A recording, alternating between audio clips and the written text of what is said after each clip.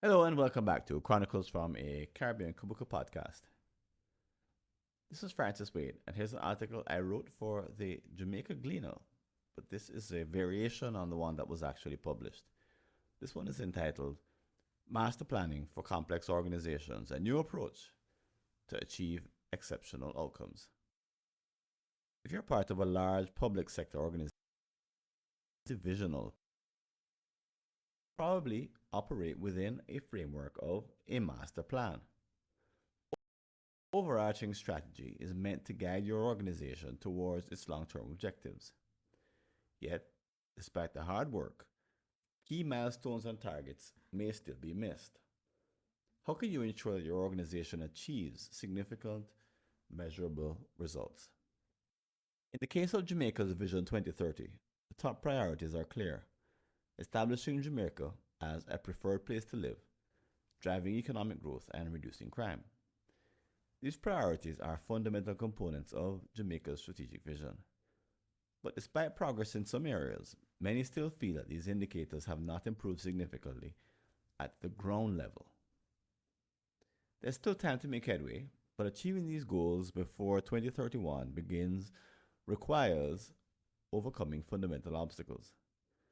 These objectives are ambitious because they necessitate collaboration across various ministries, departments, and agencies, MDAs, each of which are structured during a time when objectives were simpler and more siloed. Bridging these organizational gaps is challenging, but a new approach to master planning offers a pathway forward. Master planning in a new context. The concept of master planning dates back to urban development projects of the 1950s, where the goal was to unite stakeholders from diverse fields to create a shared long term vision. This vision might span 10, 20, or even 50 years. Once the overarching vision was clear, cross functional teams could then develop actionable plans, short, mid, and long term projects that would turn vision to reality. In recent years, however, master planning has evolved, often influenced by external consultants. These outsiders offer a streamlined approach, claiming that their expertise and global experience can produce superior plans. In practice, consultants often interview key stakeholders, gather perspectives, and compile these into a comprehensive document. While the final report may appear impressive, it often amounts to little more than a wish list, lacking the practical decisions and prioritization needed to move from strategy to execution. This brings us to a crucial insight. Effective master planning cannot be outsourced. Instead, it must come from within, led by the organization's own top leaderships. Consultants can provide guidance and support, but the real work, deciding which projects to pursue, setting timelines, and allocating budgets, must be done by those who are most committed to the organization's success. Master planning on steroids, a bold new approach. Dwight D. Eisenhower famously said, "Plans are nothing, planning is everything."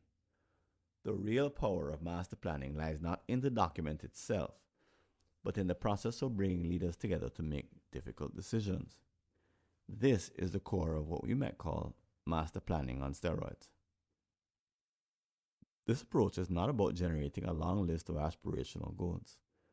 Instead, it requires assembling the organization's top leaders, putting them in a room with the same data, and challenging them to make hard choices together. Rather than outsourcing difficult decisions to consultants, the organization's key stakeholders must confront these choices head on, weighing priorities and making the necessary trade offs. The reality is that this kind of intense collaborative planning can be emotionally and mentally taxing. However, it's essential.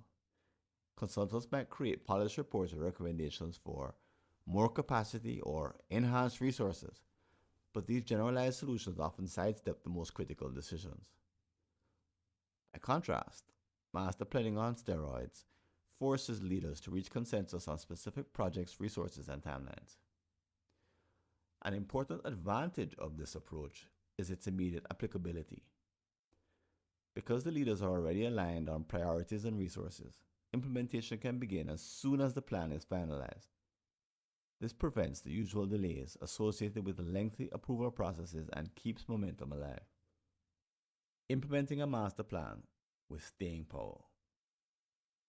In the public sector, maintaining momentum on strategic initiatives can be particularly challenging. Political changes, reorganization within ministries, or disruptions like pandemics can derail even the most well-laid plans. Therefore, master planning on steroids is as much about change management as it is about strategy. For example, a comprehensive strategy to reduce crime in Jamaica would require collaboration across several ministries, including national security, education, and social security. By using a backcasting approach, starting with the desired future outcomes and working backward to the present, leaders can outline clear, actionable projects with defined budgets, timelines, and resource allocations. This approach also includes identifying existing initiatives that may need to be discontinued to make room for higher priority projects. Achieving buy-in from all stakeholders is critical. When leaders are involved in the decision-making process, they are more likely to be committed to the plan's success. Difficult face-to-face discussions among peers foster a sense of ownership that cannot be created through an outsourced report. This ownership is crucial for ensuring that leaders do not just implement the plan, but champion it. Creating a culture of accountability. Another key outcome of master planning on steroids is the establishment of a culture of accountability. When leaders are deeply involved in setting priorities and making trade-offs, they are more likely to feel personally responsible for the plan's success. This sense of responsibility drives them to monitor progress closely and make adjustments as needed, ensuring that the plan remains relevant and effective even as circumstances change.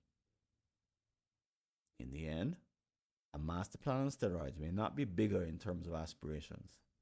Its strength lies in its grounded, actionable nature, which is far more likely to yield tangible results. Leaders who engage in this process are not just following a blueprint, they are creating a path forward that they are fully committed to pursuing. A roadmap to remarkable results. For any large organization, especially in the public sector, achieving breakthrough results requires more than a list of goals. It demands a disciplined, hands-on approach that prioritizes collaboration, accountability, and adaptability. Master planning on steroids provides this framework, turning strategy into action and vision into reality.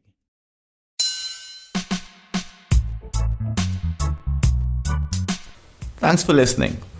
Do you have an unsolved problem in your Caribbean company related to strategy, productivity, engagement, or business process improvement? Just visit a searchable listing of all my prior articles and you may be able to help yourself to a fresh line of thinking. Go to blog.fwconsulting.com or see the show notes.